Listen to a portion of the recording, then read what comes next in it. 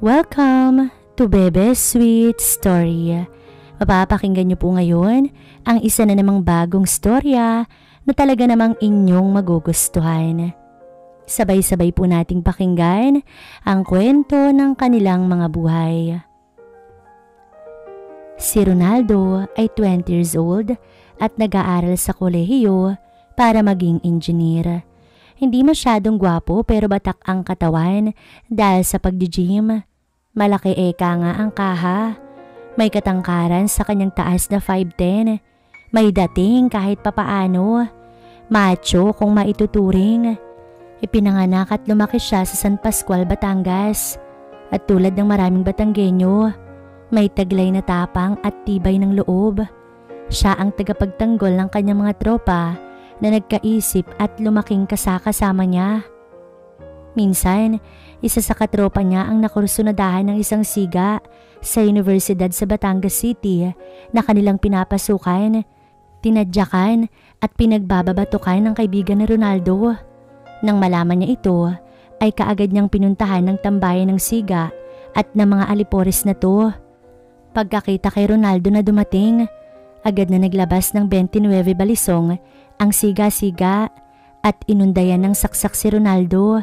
Hindi man lang natinag si Ronaldo, bagkus ay sinapo niya ang kamaong may hawak na balisong at biglang pinihit ito at isinaksak sa magkabilang hita ng siga. Malakas pa sa bakang kinakapon ng atungal ng siga. Sa sobrang sakit na bumaon ang balisong sa magkabila niyang hita. Pagkatapos ng usaping yon ay wala nang kumursonada sa mga kaibigan ni Ronaldo. Mabait din si Ronaldo, lalo na sa kanyang mga kaibigan. Hindi siya naiinis kahit na pagkaminsan ay inaalas ka siya ng husto. Tulad ng kanyang palayaw, gusto niya na ron ang itawag sa kanya pero kinakantsawan siya ng husto ng kanyang tropa. Paron-ron ka pa? Ano ka, sosyal? Dapat sa'yo, Aldo. Sabay tawanan. Nakitawa na rin siya kahit kayang-kaya niyang pagtitirisin ng mga ito. So, naging Aldo nga ang tawag sa kanya ng lahat. Sa hindi maipaliwanag na kadahilanan kung anong kinatapang ni Aldo sa away, ay yun naman ang kinatorpi-torpi niya pagdating sa babae. Hindi pa siya nakakapanligaw man lang sa kahit sinong babae. Patingin-tingin lamang, kaya nga todo kantsaw ang mga kaibigan niya sa kanya. Malimit nilang sabihin kay Aldo na, ligaw tingin, hindot sa hangin. Sabay nagtatawanan, hindi lingid sa kalaman ng kanyang grupo na matindi ang pagkakagusto niya kay Lynette na Miss Campus sa kanilang university. Maganda, maputi, sexy, matalino at higit sa lahat ay mabait pa. Kahit na anong gatong ng grupo kay Aldo na ligawan si Lynette, ay hindi niya magawa yun. Kinikimkim na lamang niya ang selos na nararamdaman kung nakikita niya na may kausap na ibang lalaki ito. Matalik na kaibigan ni Lynette si Presi, na nobya naman ng isang tropa ni Aldo. Panay ang sulsul ni Presi kay Aldo na ligawan ng kanyang kaibigan. Pangako pa nito na i-build up si Aldo sa kaibigan pero walang epek sa torping macho. Isang araw, nabalitaan na lamang ng barkada mula kay Presi na sinagot na ni Lynette ang isa sa mga masugid na manliligaw nito sa universidad. Reggie ang pangalan. Gwapo, may kaya sa buhay ang pamilya. Nagdadrive ng sariling kotse. Kaya mayabang ang datingan. May pagka-bad boy din ng image. Taka nga sila kung bakit sinagot ito ni Lynette. Marahil totoo yung obserbasyon na attracted ang sweet girl sa bad boys. Hindi maitago ang sama ng loob ni Aldo. Panay naman ang sisi ni Presi sa kanya kasi nga hindi man lang nanligaw. Sinabihan na lamang ng BF nito na tigilan na ang paninisi kay Aldo. Broken hearted, kaya naglasing ng gusto si Aldo ng oras na iyon. Sinabayan na lamang ng barkada ang pag-inom niya at inalalayan. 3 araw ding hindi siya pumapasok sa klase sa tindi ng kanyang nararamdaman. Sising-sisi siya sa sarili at hindi man lang siya sumubok na manligaw. Pagpasok na muli ni Aldo sa klase, panay ang bantay ng kanyang tropa. Takot silang baka biglang maghurumentado ang matapang nilang kaibigan. Pero sadyang mabait at torpe ang ating bida. lalo na sa larangan ng pag-ibig. Kaya kahit nakikita niya na nakaakbay at nakapalupot si Reggie kay Lynette, iniinda na lamang niya ang hapdi at sakit ng kanyang puso. Isang umaga, makalipas ang 2 linggo, pinasabi ni Presi sa BF niyang tropa ni Aldo na gusto niya itong kausapin, maipapakiusap daw. So nakipagkita si Aldo kay Presi kasama ang boyfriend na to. "O Presi, anong sa atin?" tanong ni Aldo. Medyo atubili man, sinabi ni Presi ang kanyang pakay. "Aldo, alam mong best friend ko si Lynette. Nagtapat yung kaibigan ko sa akin sa mga pinaggagawa sa kanya ni Reggie. Sabi sa akin ni Lynette, nung araw na sagutin niya daw si Reggie, kung ano-anong ginagawa sa kanya, hindi lang halik. Shock na shock daw siya. First time siyang nagka-BF at mahalikan. Ganun katindi agad yung experience niya. Halos wala daw tigil si Reggie. Feeling daw niya na disrespect siya ng gusto." Pagkukwento ni Presi, tahimik pareho sina Aldo at ang BF ni Presi. Pero naging matigas ang mukha ni Aldo sa kanyang narinig. Halatang nagagalit. Last week, pagpapatuloy ni Presi, sabi ni Lynette, parang feeling niya, pinagsamantalahan daw siya ni Reggie. "Parang pinagsamantalahan?" tanong ni Aldo. Sabi sa akin kasi ni Lynette, nagpupumigla siya at tumututol. Pero hindi raw tumigil si Reggie, talagang napakalakas ng lalaki. Pinilit daw siya kaya ayun, para daw ganun ang nangyari. Kaya ako sinasabi to sa'yo kasi humihingi ng payo at saklolo sa akin si Lynette kahapon.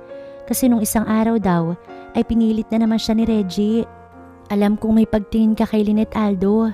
Tulungan mo siya. Pagsusumamo ni Presi. "Paano?" tanong ni Aldo kay Presi. "Saluhin mo siya, Aldo. Makikipag-break si Lynette kay Reggie at pwede mo na siyang pormahan. Takot niya na lang sa'yo. Payag ka na, Aldo, please." Alam ba ni Lynette ang planong yan? "Oo, Aldo. Gusto niya nang kumawala kay Reggie. Malaking pagkakamali ang pagsagot niya na maging GF siya na to. So, bodyguard pala ako na pwedeng maging boyfriend. Okay, payag ako." Ang tugon ni Aldo. "Salamat, Aldo. Nakahinga ko ng maluwag. Puntahan natin si Lynette mamaya sa kanila." Kinahaponan, pumunta sina Aldo at Presi kina Lynette. Pero hindi nakasama ang BF na to. Baka daw mahiya ng gusto si Lynette. Halatang kabado si Aldo at sobrang hiya naman ni Lynette kasi alam na nito ang pinaggagawa sa kanya ng boyfriend. "Salamat, Aldo, sa pagpayag mo na tulungan ako ha. Mamayang gabi, tatawagan ko si Reggie at makikipag-break na ako sa kanya. Bukas, sasama ko kay Presi para sumama sa grupo mo sa tambahay niyo sa school." Malumanay na paliwanag ni Lynette. Kinabukasan sa school, nagulat ang tropa nang lumapit sa kanila si Presi kasama si Lynette. First time mangyari yun. Biglang tingin ng lahat ng tropa ni Aldo sa kanya. Para namang basang sisiw ang machong torping bida. Pero halata ang kinang ng mga mata nito at may ngiti pa sa labi. Kaya umaatikabong kantsaw na naman ang inabot ni Aldo. "O Aldo, narito ang crush mo. Aldo, makikeso yung laway mo. Magsalita ka naman." Na may kasamang malulutong na tawanan. "Hoy, tigil-tigilan nyo na nga si Aldo." Saway ni Presi. "May request lang sana si Lynette kay Aldo." Uy, sabay-sabay tukso ng grupo. Mukhang aliw na aliw naman sa nangyayari si Lynette. "Aldo," simula ni Lynette, "pwede ka bang gumanap bilang si Lapu-Lapu sa teatro? Syempre naka-costume ka, kaya halos subad ka dito para makita yung maskulado mong katawan." Paliwanag ng napakagandang dalaga. Hiyawan naman ang buong tropa. "Lynette, ikaw ba ang leading lady?" tanong ng isang katropa. "Ay nako, hindi. Ako ang direktor dito." "Payag ka na, Aldo." Pakiusap ni Lynette, sabay hawak sa matipunong bisig na to. "Oo ba?" Pautal na sagot ni Aldo. Tawanan ng tropa sa forma ng kaibigan nila na parang maamong tupa. Sa may di kalayuan, nakatingin sa grupo si Reggie. Halatang galit subalit hindi magawang lapitan ng grupo. Wala na siyang karapatan kay Lynette at tama ang hinala niya na lumapit si Lynette sa grupo ni Aldo para sa proteksyon. Sana, tinuluyan ko na lamang yung babaeng yun. Sayang. Ang saloobin ni Reggie. Dahilan sa mga practices na kinakailangan, halos araw-araw ay magkasama sina Aldo at Lynette. Nagkaroon ng konting kumpiyansa at yabang ang tindig ni Aldo, lalo na pag naglalakad sila ni Lynette sa campus na magkasama. May naririnig pa nga siya mga comments tulad ng, "Swerte naman ni Aldo, bagay naman sila." Madalas ding ihatid ni Aldo si Lynette sa bahay na to para makasigurado siya na hindi malalapitan ito ni Reggie. Maging ang mga magulang ni Lynette at ang mga kapatid ay nag-aakalang sila ay magnobyo at nobya. Naging matagumpay ang palabas sa teatro na pinagbidahan ni Aldo sa direksyon ni Lynette. Dahil dito, nakakuha si Lynette at ang kanyang mga kasamahan ng pinakamataas na grado. "Aldo, sama ka sa selebrasyon bukas ng gabi." Paanyaya ni Lynette. Mabilis pa sa 4:00 ang pag-oo ni Aldo. Ginanap sa bahay ng kaklase ni Lynette ang selebrasyon. Lahat ay tuwang-tuwa at nagbubunyi sa tagumpay ng kanilang palabas. Naisama ni Aldo ang 3 sa kanyang tropa. Kwentuhan, tawanan, inuman at kainan. Bidang-bida si Aldo. Panay pasasalamat sa kanya ang grupo ni Lynette sa napakagaling niyang pagganap bilang si Lapu-Lapu. Isang babaeng kaklase ni Lynette ang lumapit kay Aldo. Halatang marami na itong nainom.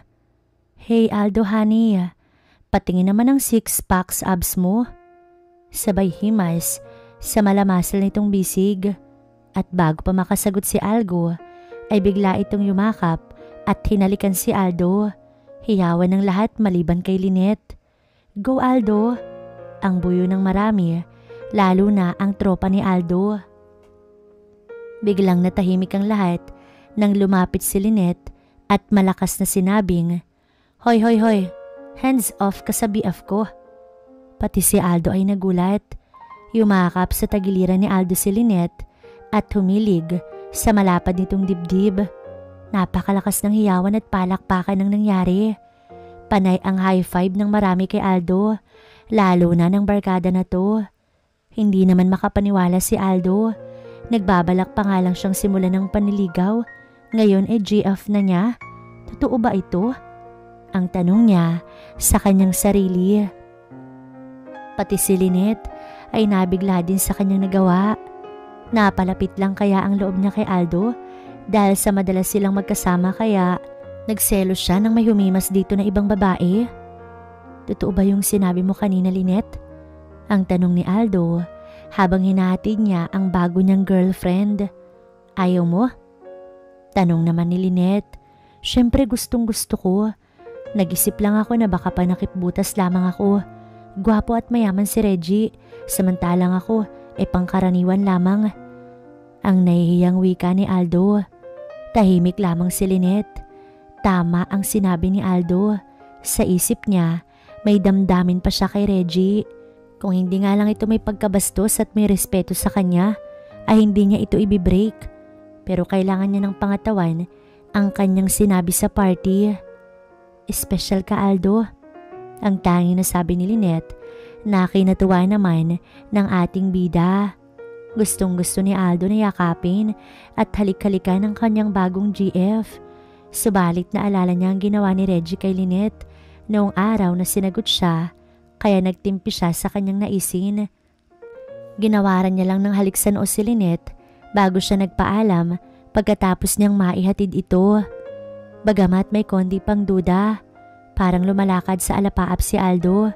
Pasipol-sipol, hindi pa siya makapaniwala na GF niya na ngayon ang dating pinapantasya lamang. Balita agad sa buong campus na mag-on na nga sina Aldo at Lynette. Nagpupuyos sa galit at selos si Reggie. Napahiya din kasi siya sa kanyang barkada.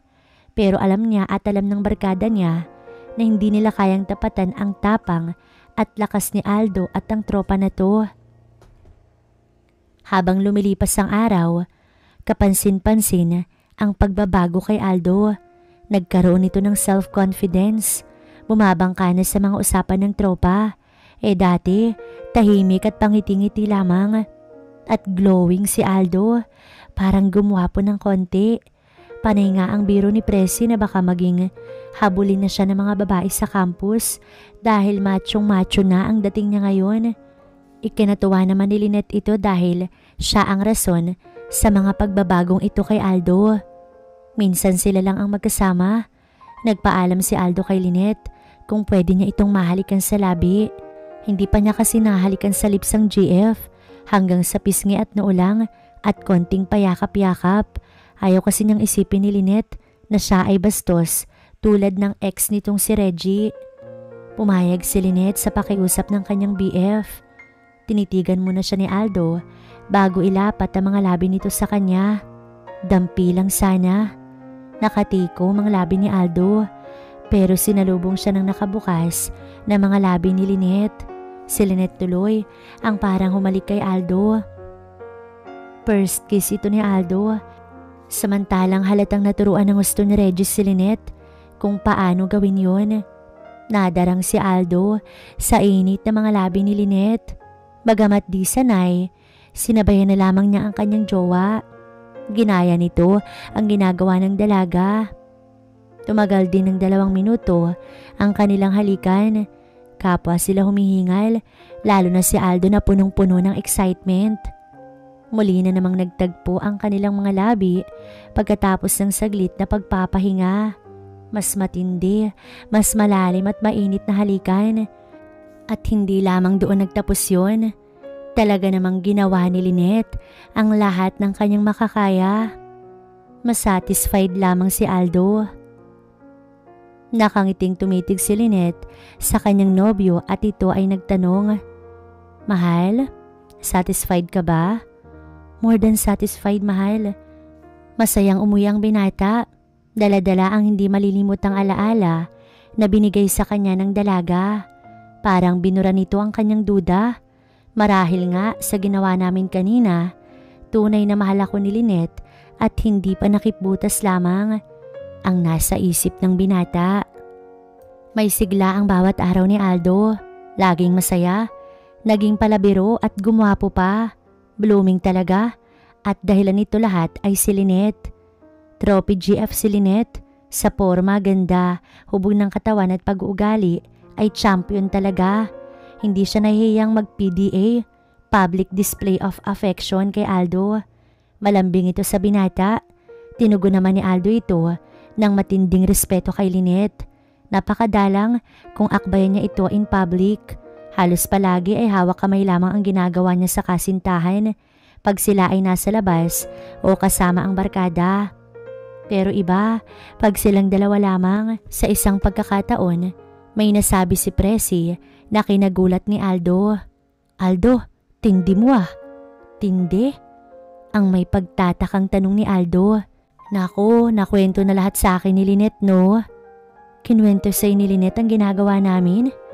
Gulat na tanong ni Aldo kay Presi. "Oo naman, best friends yata kami. At saka kaming mga girls naman, sinasabi sa mga friends ang mga experience namin." Paliwanag ni Presi. Napaisip ng husto si Aldo. Sa kanya kasi ang mga pribadong bagay ay hindi dapat kinukwento. "Hoy Aldo, turuan mo naman yung jowa ko na tropa mo. Hindi kasi marunong eh." Halos masinok si Aldo sa narinig. "Hay nako Presi, hindi ko naman pwedeng ikwento sa BF mo yung pinaggagawa namin ni Lynette." "Di gawin na lang natin." Hamon ni Presi. Napaubo ng gusto si Aldo habang humahagik-gik si Presi. "Sira, tropa ko yung jowa mo." Ang tanging nasabi ni Aldo. Try lang naman eh. Gusto ko lang naman maranasan din yung kinukwento ni Lynette." May lambing na usal ni Presi. Seryoso ba ang babaeng ito? Ito ang saloobin ni Aldo habang nakatingin kay Presi. "Huwag kang baliw. Lagot tayo pareho pag nagkataon," sabi ni Aldo sabay talikod sa dalaga. Torpe pa rin. Pagmamaktol nang naiwang si Presi. Medyo iniwas-iwasan na ni Aldo si Presi. Baka kung saan pa mapunta at malintikan siya kay Lynette. "Mga tol, nakita niyo na ba yung bagong instructor ng psychology? Mga tol, panalo. Materialis Fuertes." Balita ng katropa ni Aldo sa buong barkada habang nagpapahangin sila sa kanilang tambayan. Makipagkilala tayo kay ma'am, 23 years old lang daw. Sabat naman ng isang tropa. Hoy, wag niyo nang isama dyan yung BF ko. Pagalit na sabi ni Lynette habang nakayakap sa tagiliran ng kanyang nobyo. Pwera na ako dyan mga tol, narinig niyo naman yung amo ko. Ang natatawang sabi ni Aldo, sabay halik sa noon na to. Nakakadena na talaga yan Aldo. Tawanan ng lahat, pati na si Aldo at Lynette. Nang marinig naman ni Presi yun, ay bigla niyang tinignan si Aldo at para bang nangaakit. Hindi naman nakaligtas kay Aldo ang tingin ni Presi. Hindi niya na lamang ito pinansin. Hoy Aldo, di ba hindi mo pa nakukuha yung psychology subject? Tanong ng isang tropa. Oo, pag first year yun, pero pinagpaliban ko muna, hindi ko type ang psychology. Sagot naman ni Aldo. Sa tingin namin, matatypan mo nang kunin niya next sem. Pambato ang teacher. Sabay tawanan lahat, maliban kay Lynette. Mahal, hindi mo pa ba talaga natitake yung subject? Hindi pa mahal eh. Nakangisi lahat ng tropa pero tahimik lamang. Aliw na aliw sa interaksyon ng mga magkasintahan. Lunch na lang tayo sa cafeteria. Aniyaya ni Presi. Sige tayo na. Sagot ni Lynette na halatang naiinis. Naghagik-gika naman ng ibang katropa. Samantalang si Aldo ay parang basang sisiw na sumunod sa kanyang nobya. Mahal, dalhin mo ko sa lodge mamaya. Bulong ni Lynette kay Aldo. Halos maibuga ni Aldo ang pagkaing inunguya. O tol, inom ka ng tubig. Bakit ka nasamid? Hindi ka naman dinagukan ng amo mo ah. Kantsaw ng isa sa mga tropa. Napangisi na lamang si Aldo habang si Lynette ay namimilipit sa pagtawa. Natahimik lang sila nang dumaan ang isang grupo ng mga babaeng teachers. Ngumuso ang isang tropa na itinuturo ang bagong psychology instructor. Isang mabilis na sulyap ang ginawad ni Aldo sa direksyon ng mga guro. Maganda at sexy nga. Ang naisip ni Aldo. Buti na lamang, mabilis lang ang sulyap niya kaya hindi siya nahuli ni Lynette na tumingin sa magandang instructor. Hinimas ni Lynette ang braso ng binata na parang sinasabing, good boy. Halos lahat ng mata ay nakatingin sa bagong teacher habang parang model itong naglalakad. Tubong Batangas City at nag-apply maging instructor pagkatapos makagraduate sa UP Diliman. Annalyn ang pangalan. Naupo sa may isang bakanting lamesa ang mga teachers. Lumapit ang isang server at kinuha ang kanilang mga orders. Biglang tumayo ang isang tropa ni Aldo.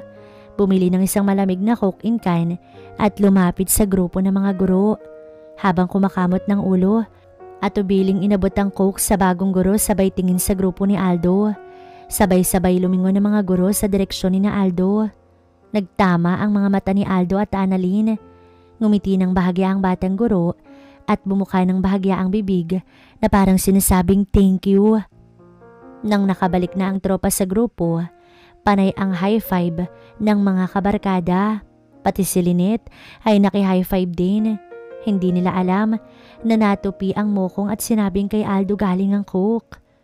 Bago gumabi ay nasa lodge na sina Aldo at Lynette. Mahal, sigurado ka ba? Hindi ko naman hinihiling to.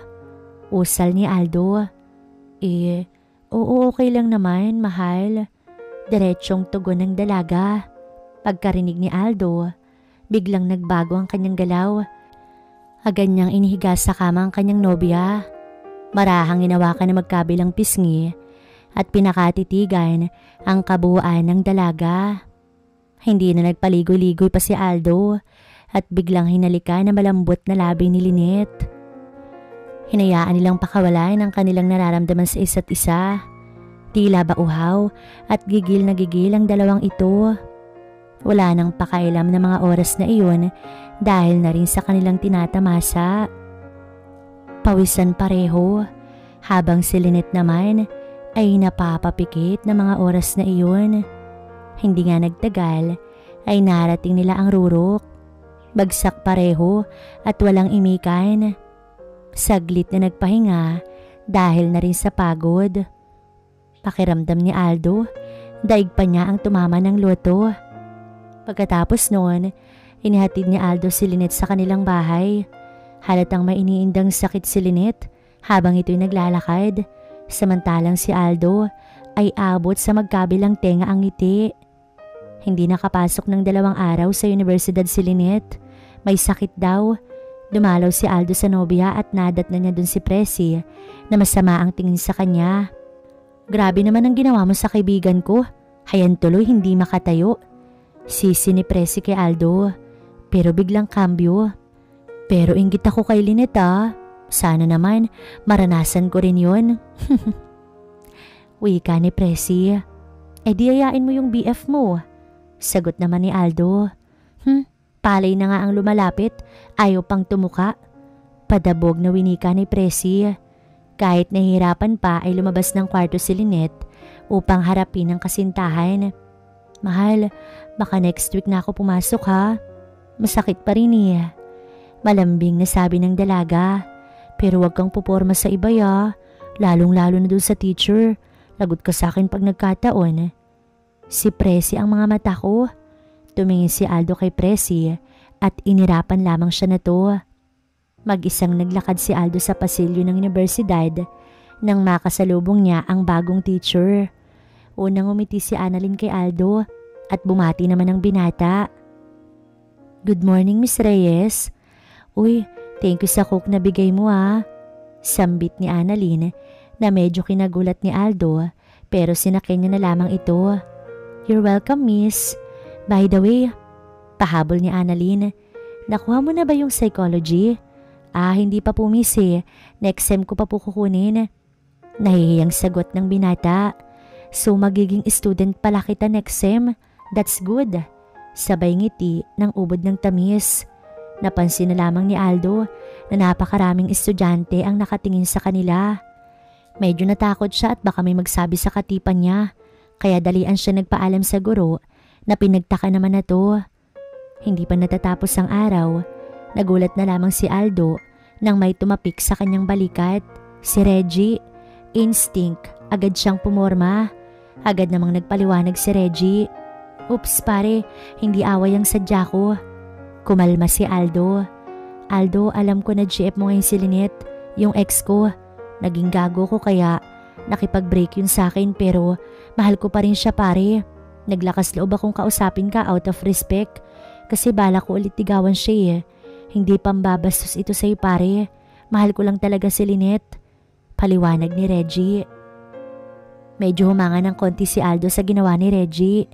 Nagpapakitang lalaki ito na handang ipaglaban ng pag-ibig. Nakay Lynette ang desisyon na Reggie. Syempre hindi maganda naman ligaw ka sa may boyfriend na. Pero nakay Lynette naman yan.